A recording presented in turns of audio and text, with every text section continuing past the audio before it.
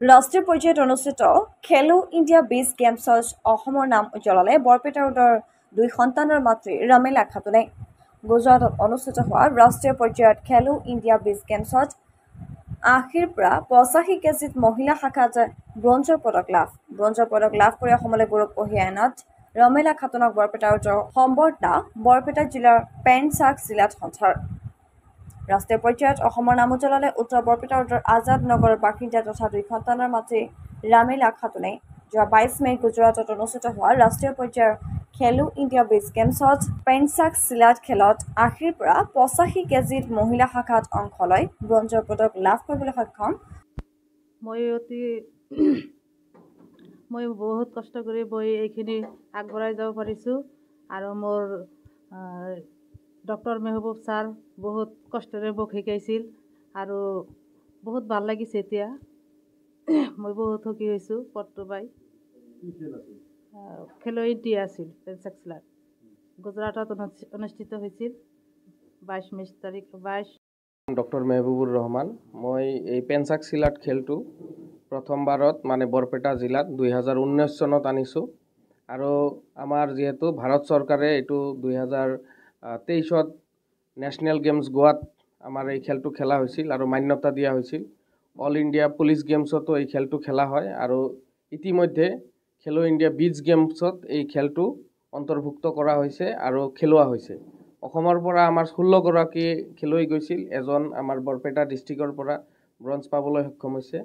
এই খেলটো মানে মই অতি কষ্টৰে মানে এই খেলটো বৰপেটা জিলাত মই মানে বিয়পাই আছোঁ বিভিন্ন ক্লাব আৰু দল সংগঠনৰ মাজেৰে। কিন্তু এই খেলটো যিহেতু আমাৰ মাৰ্চেল আৰ্ট গেম, অন্য খেল যেনেকুৱা কাৰাটে, কুমফু, উইচু ইত্যাদি এই খেলটো নতুন খেল যিহেতু আৰু মাৰ্চেল আৰ্ট খেলত এটা শাৰীৰিক পৰিশ্ৰমৰ দৰকাৰ হয়। সেইকাৰণে এই খেলটোৰ প্ৰতি যাতে সকলোৱে আগবাঢ়ি আহে, ল'ৰা ছোৱালী আগবাঢ়ি আহে। এই খেলটো খেলিলে আপোনাৰ মানে শৰীৰৰ যিটো সুস্থতা দিনে দিনে বাঢ়িব, উন্নত হ'ব আৰু বেমাৰৰ পৰা মই ডক্টৰ হিচাপে ক'ব পাৰোঁ যে এই খেলটো খেলিলে আপুনি একদম নিশ্চিন্তে মানে আৰোগ্য হৈ থাকিব। এয়ে ক'ব লগা। আৰু আমি বহুতো সুখী হৈছোঁ যে মোৰ এজনী ছাত্ৰী, এজনী মাতৃ হয় তেওঁ একচুৱেলি, তেওঁৰ 16 বছৰীয়া এজন ল'ৰা আছে। তেওঁ পেনচাক জিলাত খেলে, ষ্টেট লেভেললৈকে খেলিছে। ছোৱালী আছে 11 বছৰৰ।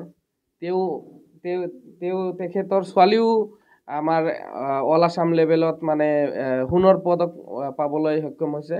আৰু এজন মাতৃ হিচাপে এইটো এটা ডাঙৰ এটা আমাৰ এই ৰাজ্যৰ কাৰণে এটা ডাঙৰ এটা নিউজ যে এজনী মাতৃ এইটো বয়সত আচলতে তাই মানে ল'ৰা ছোৱালীক লৈ আহি ক্লাছত মানে লৈ অহা আছিল আৰু তেখেতসকলৰ ট্ৰেইনিঙৰ লগে লগে তেওঁ যিখিনি শিকিছে সেইখিনিৰ পৰা আয়ত্ত কৰি আজি সৰ্বভাৰতীয় লেভেলত তেওঁ নিজৰ নামটো উজ্বলাব পাৰিছে আৰু আমাৰ নামো মানে এটা বৃহৎ লেভেলত লৈ গৈছে আৰু আমাৰ জিলাৰ কাৰণে এইটো এটা ডাঙৰ খবৰ। ধন্যবাদ।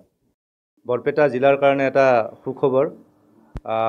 আমি সকলোৱে জানো যে ইতিমধ্যেই ৰাষ্ট্ৰীয় পৰ্যায়ত গুজৰাটত খেলো ইণ্ডিয়া খেল অনুষ্ঠিত হৈ গ'ল আৰু আমাৰ এই অসমৰ পৰা 16 গৰাকীকৈ খেলুৱৈ সেই খেলো ইণ্ডিয়াত যোগদান কৰিছিলে, অংশগ্ৰহণ কৰিছিলে আৰু তাৰে ভিতৰত পেনচাচিলিক খেলৰ আমাৰ বৰপেটা জিলাৰ ৰমেলা খাতুন অংশগ্ৰহণ কৰিছিলে।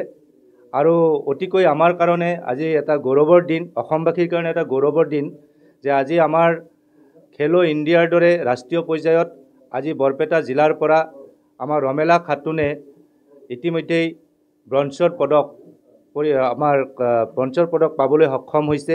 আৰু তাৰ কাৰণে ৰমেলা খাতুনক মই বৰপেটা জিলাৰ পেনচাচিলিকৰ সভাপতি হিচাপে তেওঁক অশেষ আন্তৰিক অভিনন্দন জনাইছোঁ। আৰু ইতিমধ্যেই আমাৰ অসমৰ মাননীয় মুখ্যমন্ত্ৰী ডক্টৰ হিমন্ত বিশ্ব শৰ্মা ডাঙৰীয়াই আৰু আমাৰ ক্ৰীড়া বিভাগে, অসম চৰকাৰৰ ক্ৰীড়া বিভাগে ইতিমধ্যেই আমাৰ সমগ্ৰ অসমতে ক্ৰীড়া জগতটোৰ কাৰণে যথেষ্টখিনি এতিয়া কাম আগবঢ়াই আছে। আৰু তাৰে ভিতৰত আমাৰ যিহেতু পেনচাচিলিক এনেকুৱা এটা খেল, এনেকুৱা এটা ক্ৰীড়া আজি ইতিমধ্যেই আমাৰ ৰাষ্ট্ৰীয় পৰ্যায়ত খেলিলে আৰু খুব কিছুদিন পিছতে অলিম্পিকতো আমাৰ এই পেনচাচিলিকৰ খেলটো আজি আমাৰ বৰপেটা জিলাৰ পৰাই হওক আমাৰ সমগ্ৰ অসমৰ পৰাই ইয়াতে যথেষ্ট খেলুৱৈ অংশগ্ৰহণ কৰিব আৰু যাৰ কাৰণে মই বৰপেটা জিলাৰ ক্ৰীড়া সন্থাৰ আমাৰ কি কয় পেঞ্চাচিলিকৰ সভাপতি হিচাপে অসম চৰকাৰক মই এটা অনুৰোধ জনাম যাতে এই খেলটোৰ প্ৰতি যি আমাৰ ব্যৱস্থা কৰিব লাগে আমাৰ প্ৰশিক্ষণৰ ক্ষেত্ৰতে হওক তেনেকুৱা ব্যৱস্থা যাতে ক্ৰীড়া সন্থাই আমাক যাতে আৰু সহযোগ কৰে আৰু সহযোগ কৰাৰ এইকাৰণে মই আহ্বান জনাইছোঁ যে আমাৰ এই পেঞ্চাচিলক খেলটো ইতিমধ্যেই যথেষ্টখিনি আমাৰ অসমত চুকে কোণে গাঁৱে ভূঞে থকা যিসকল প্ৰতিভাশীল খেলুৱৈ আছে এই খেলুৱৈসকলে ইতিমধ্যেই আমাৰ এই খেলটোত অংশগ্ৰহণ কৰিছে আৰু ইতিমধ্যে আপোনালোকে সকলোৱে দেখিছে যে আজি ৰমেলা খাতুনে ৰাষ্ট্ৰীয় পৰ্যায়ত আজি আমাৰ এই পেঞ্চাচিলেট খেল খেলি ব্ৰঞ্জৰ পদক আজি আনিবলৈ সক্ষম হৈ আজি আমাৰ সমগ্ৰ অসমৰ নাম উজ্বলাইছে আৰু তাৰ কাৰণে অসমৰ মাননীয় মুখ্যমন্ত্ৰীৰ লগতে ক্ৰীড়া বিভাগক মই অশেষ ধন্যবাদ জনাইছোঁ।